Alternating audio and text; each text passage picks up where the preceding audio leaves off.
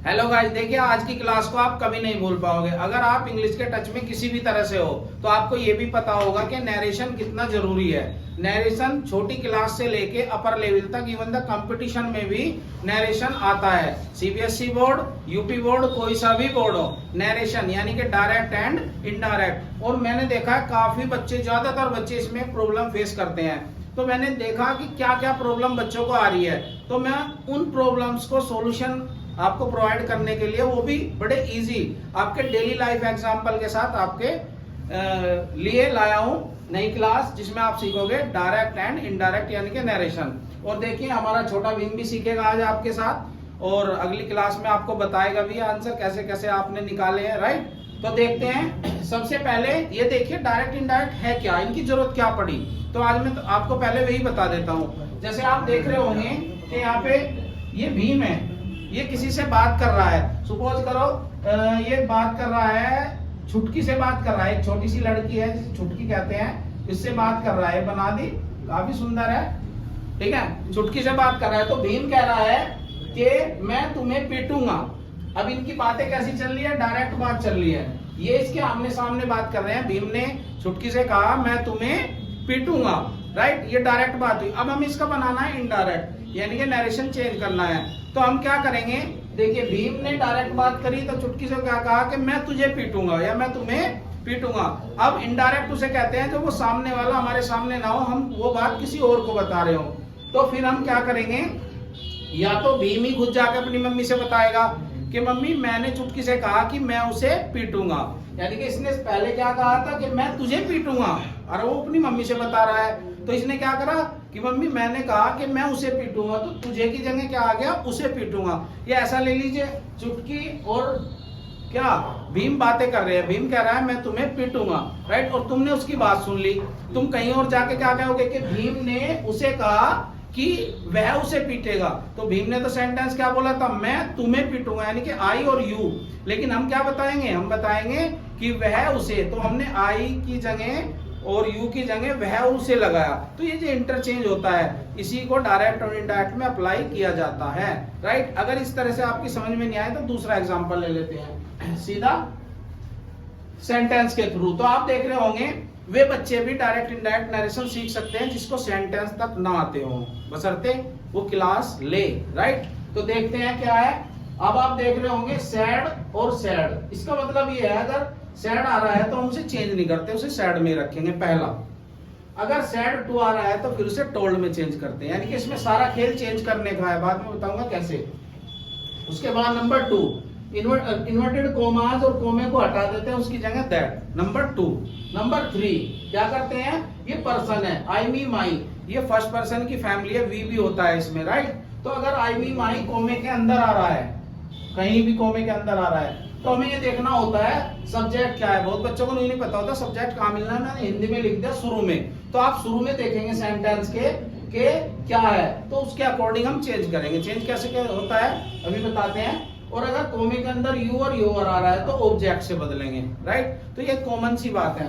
Number 1 पे क्या करते हैं, सैड का सैड, सैड टू का टोल्ड, और नंबर 2 पे क्या करते हैं, इन्वर्टेड कोमा हटा के दैट, और नंबर 3 पे क्या करते हैं, इन चीजों को चेंज करते हैं। नंबर 4 होता है हमारे sentence change, means is are am को वाज में ले जाएंगे, और वाज वर को हेड में, डूडज को डिड में, डिड हैजाव को हेड में। इस तरह से सारे ही चेंज होंगे।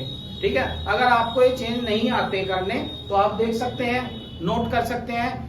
और इसकी एक शॉर्टकट ट्रिक भी है। ट्रिक ये है कि कोई भी प्रेजेंट टेंस हो अपने सामने वाले पास्ट टेंस में चला जाता है, और फ्यूचर भी पास्ट में जाता है। लेकिन फ्यूचर को पास्ट में बनाने के लिए कुछ नहीं करना होता, केवल और केवल विल का वुड और सेल का शुड कर देते हैं, तो ऑटोमेटिकली पास्ट में चला जाता है। राइट, तो देखते हैं एग्जांपल के थ्रू आपको समझ में आएगा। जैसे मैंने एक सेंटेंस लिखा है, ही सैड ही इज इल। तो कोई बंदा है, ही वो कह रहा है कि वह बीमार है। तो हम देखते हैं सारे रूल कैसे फॉलो करेंगे। तो सबसे पहले हमने क्या लिखा कि सैड हो तो आप सैड ही रखेंगे, तो वास्तव में इसमें सैड ही है, तो ही सैड की जगह क्या रखेंगे हम, सैड। ठीक है जी। नंबर 2 पे आइए, इन्वर्टेड कोमा को हटा के दैट कंजक्शन लगाएंगे जो इन्हें जोड़ेगा। कंजक्शन का मतलब जो दो सेंटेंस को जोड़ता है, दो वर्ड्स को जोड़ता है, तो कंजक्शन कहते हैं। हो गया यहाँ तक। अब नंबर 3 पे आइए, तो हम अंदर ये देखेंगे आई मी माई, ये फर्स्ट पर्सन है और यू योर ये सेकंड है, और थर्ड तो चेंज नहीं होता इसलिए मैंने लिखा नहीं है। तो हम देखेंगे इसमें क्या है, इसमें ही है, यानी कि ना आई मी माई में से है ना यू योर में से है। तो इसका मतलब अगर ये है तो चेंज करेंगे, ये नहीं है तो चेंज नहीं होगा, क्योंकि थर्ड पर्सन चेंज नहीं होता, तो इसलिए हम ही को चेंज नहीं करेंगे। फिर हमारा आ गया इज आर एम, तो वो नंबर 4 पे देखो, इज आर एम को चेंज करते हैं वाज और वर में, तो जी हमने चेंज करा वाज में। उसके बाद नंबर 4 के बाद तो कुछ नहीं है, तो कुछ भी ना करो, क्या करो, इल और टुडे का, यहां देखिए टुडे को चेंज करते हैं दैट डे में, दैट डे, राइट। बस यहीं तक रखेंगे हम। तो देखिए इस सेंटेंस में हमने क्या करा, पहला हमारा ये एग्जांपल है, तो इसमें सेंटेंस था he said comma inverted commas he is ill today. देखिए मैं एडिशनल इंफॉर्मेशन दे दूं आपको, ये जो बाहर वाला पार्ट्स होता है इसे कहते हैं रिपोर्टिंग वर्ब, और जो अंदर वाला पार्ट्स होता है उसे कहते हैं रिपोर्टेड स्पीच, यानी कि इसका नाम है। ऐसा कुछ नहीं है कि ये नहीं पता तो आप सेंटेंस नहीं कर सकते। हमारा तो है काम कि हम बोर्ड एग्जाम में सेंटेंस यानी कि नरेशन को ठीक करें, राइट। तो हमने देखा, तो ही को ही रखा, सैड को सैड रखा, क्यों, क्योंकि सैड का सैड ही रहता है, तभी बदलेंगे जब सैड टू आएगा। उसके बाद दूसरे नंबर पे हमने क्या किया, कोमे की जगह हमने लगाया दैट, तो कोमे की जगह हमने दैट, ये कंजक्शन है। फिर ही थर्ड पर्सन है, तो थर्ड पर्सन को हम नहीं बदलते, और इज आर एम को वहां लिखा हुआ है वाज वर कर दिया, इल टुडे को लिखा हुआ दैट। तो आपको सबसे पहले क्या सीखना पड़ेगा कि सब्जेक्ट ऑब्जेक्ट और पजेसिव क्या है। तो मैं आपको बता दूं, थोड़ा सा यहाँ लिखता हूँ, सब्जेक्ट ऑब्जेक्ट और पजेसिव। सब्जेक्ट होता है आई का ऑब्जेक्ट होता है मी, सब्जेक्ट होता है ही का ऑब्जेक्ट होता है हिम, सब्जेक्ट होता है सी का ऑब्जेक्ट होता है हर, उसके बाद है यू का दोनों यू ही होता है। तो इनकी अब पजेसिव क्या है, पजेसिव आई मी माई, ही हिम और हिज, और सी हर और यू का योर, ये होता है। तो आप देख रहे हो इनका क्या फायदा है। अगर आपको ये नहीं पता तो आप नरेशन बिल्कुल ही गलत बनाओगे। तो एक बार समझ लो, सब्जेक्ट, अगर आपको ये पता ना हो सब्जेक्ट, तो सीधा हिसाब है S for subject, S for शुरू, जो शुरू में आए सेंटेंस के किसी भी वो सब्जेक्ट है, ठीक है ना। फिर ऑब्जेक्ट, ऑब्जेक्ट मींस होता है जो बाद में आए, यानी कि जिसपे सब्जेक्ट वर्क कर रहा है। पजेसिव क्या होता है, पजेसिव होता है अपने की अंग्रेजी, जैसे मुझे कहना है मैं अपनी किताब पढ़ता हूँ, तो शुरू में आएगा आई, तो आई के साथ अपने की माई लगाएंगे और कुछ नहीं लगा सकते। बहुत सारे बच्चे हिज लगा देते हैं। सपोज करो ही आ गया, वह अपने कपड़े धोता है, तो ही वॉश हिज क्लॉथ लगाएंगे, तो इन्हें कहते हैं पजेसिव, यानी कि जो अपने की इंग्लिश होती है हर सब्जेक्ट के साथ अलग होती है। इसे लिखे रहने तो अभी बताऊंगा नहीं यूज कैसे करना है। एक एग्जांपल और लेते हैं, she said to me you do not help me. अब आप यहाँ पे देखिए, हमें ये सेंटेंस मिला। अगर हम छोटे सेंटेंस एक बार सीख लेंगे तो हम जो बड़े सेंटेंस है, डायलॉग है, जो मोस्टली बोर्ड एग्जाम में आते हैं, वे आप पे ऑटोमेटिकली आने लगेंगे। तो हम क्या करेंगे, सबसे पहले हम ये देखेंगे सैड है या सैड टू है, तो साफ साफ दिख रहा है सैड टू है। और सैड टू का क्या होता है, बार बार मुझे वहां देखना पड़ रहा है, तो मैं आपको यही लिख देता हूं जिससे आपको याद रहे। सैड का सैड और सैड टू का टोल्ड, और कोमे की जगह दैट, मुझे वहां बार बार पॉइंट करना पड़ रहा था, अब यही मैं कर सकता हूं। तो सैड का सैड, सैड टू का टोल्ड, तो यहाँ सैड टू है तो इसका टोल्ड करेंगे, सी टोल्ड मी, राइट। यानी कि सैड का सैड, सैड टू का टोल्ड, उसके बाद सीधा कहां रुकना है, इन्वर्टेड कोमा पे। आधे बच्चे सोचते हैं कि मी को भी चेंज कर दे, नहीं, कोमे से पहले केवल सैड या सैड टू ही चेंज होता है, राइट। उसके बाद कोमे को हटाते हैं, कोमे की जगह कंजक्शन यूज करते हैं दैट, राइट। उसके बाद हमें क्या करना है, अब हमें देखना है अंदर क्या है। तो अंदर क्या है, यू। अब यहाँ देखा हमने यू कहां से बदलता है, ऑब्जेक्ट। अगर आपको ऑब्जेक्ट नहीं पता तो ऐसे याद रखेंगे, जो इन्वर्टेड कोमा है उससे आगे, यहाँ मैं एरो भी लगा देता हूँ, अगर यू यहाँ आएगा तो यहाँ से बदलेगा। एक चीज का ध्यान रखेंगे, यू अंदर कहीं भी, यानी कि रिपोर्टेड स्पीच में यू कहीं भी आए, चाहे यहाँ आए, चाहे यहाँ आए, चाहे यहाँ आए, चाहे सबसे पीछे ही क्यों ना आए, लेकिन हमेशा बदलोगे आप यहीं से, यानी कि जो बीच का इन्वर्टेड कोमा है उससे ठीक आगे जो होगा उसके अकॉर्डिंग बदलेंगे। अब ये बदलते कैसे हैं, देखिए आप यहाँ तक देखिए, आपको साफ साफ बता दिया गया कि जो शुरू में आए, मैं लिख देता हूं शुरू और बाद। जो शुरू में आए वो सब्जेक्ट होता है, तो यहाँ सी सब्जेक्ट है, और जो बाद में आए वो ऑब्जेक्ट होता है। ये सब्जेक्ट है, ऑब्जेक्ट है, ये सब्जेक्ट है, ऑब्जेक्ट है, राइट। तो यू को बदलते हैं हमेशा के लिए यहाँ से, मैंने पहले बता दिया।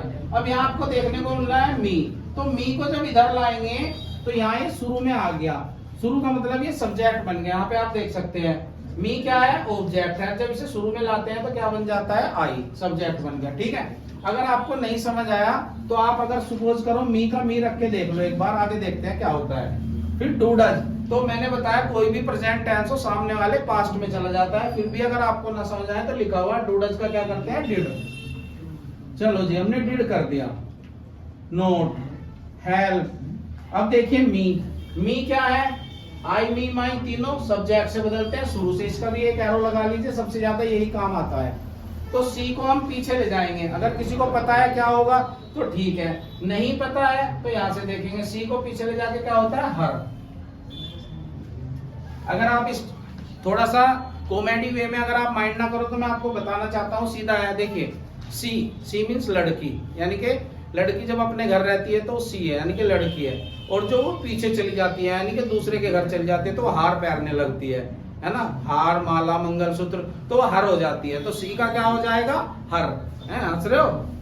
अब सोचोगे कि ही का कैसे बताए। देखिए ही, जब लड़के अपने घर होते हैं, मस्ती में रहते हैं, ही उनके दांत निकलते रहते हैं ना, और जब ये पीछे चल जाते हैं, उनकी शादी हो जाती है, तो वे हिम का मतलब मुंह बंद हो जाता है उनका। तो सीधा हिसाब है, सी पीछे जाके क्या करती है, और, यानी कि हर हो जाता है। और ही लड़के पीछे जाके क्या करते हैं, हिम, यानी कि जब शादी के बाद उनका मुंह बंद हो जाता है, राइट। कोई माइंड मत कीजिएगा। तो सीधा ये आपको ध्यान हो गया। एक और समझते हैं, he said to me, comma inverted comma, you do not beat me today। देखो मैं राइटिंग पे ध्यान नहीं दे रहा हूं क्योंकि मेरा फोकस सारा पढ़ाने पे है। उसके बाद देखिए, अब आपको यहां तक समझ आ गया होगा। he said to का क्या कर दिया हमने, told। उसके बाद me, ठीक है, सेट टू का क्या कर दिया, टोल्ड। उसके बाद मैंने कहा था कोमे से पहले केवल सेट का सेट, ये सेट टू का टोल्ड ही होता है, कुछ नहीं। अब कोमा हटा के कंजक्शन लगा दिया हमने, दैट। फिर मैंने एक एरो लगा रखा है ताकि बार बार आपको बताना, यू जब भी यहाँ आएगा तो सीधा वो यहाँ से बदलता है, और जब यहाँ मी आता है तो मी को इधर लाते हैं, इनके सब्जेक्ट बनाते हैं, तो आई। अब डू नोट का पास्ट में जाके क्या होता है, डिड, नोट, बीट। अब आप मुझे बताइए मी कहां से बदलता है, मी कहां से बदलता है, स्टार्टिंग से, यानी कि सब्जेक्ट से। ही, और ही मींस लड़के ही करते हैं, और बाद में जाके उनका मुंह क्या हो जाता है, बंद, यानी कि बंद हो जाता है, हिम, राइट। तो ये हो गया आपका। तो ये हमारे जो नरेशन है, काफी बड़ी वीडियो बैठेगी अगर सारे एक साथ ही एक वीडियो में डाल दिए जाए। तो हमने कोशिश की समझने की, केवल सिंपल। फिर उसके बाद इंट्रोगेटिव है, फिर उसके बाद इंपेरेटिव है, फिर उसके बाद एक्सक्लेमेटरी है, फिर ऑप्टेटिव है, और फिर अदर चेंजिंग है। तो इस तरह से इसकी 2 या 3 वीडियो में कंप्लीट किए जा सकते हैं, या फिर सीधा सा हिसाब है कि बहुत बड़ी वीडियो हमें बनानी पड़ेगी। तो एक बार देख लेते हैं क्या करना है।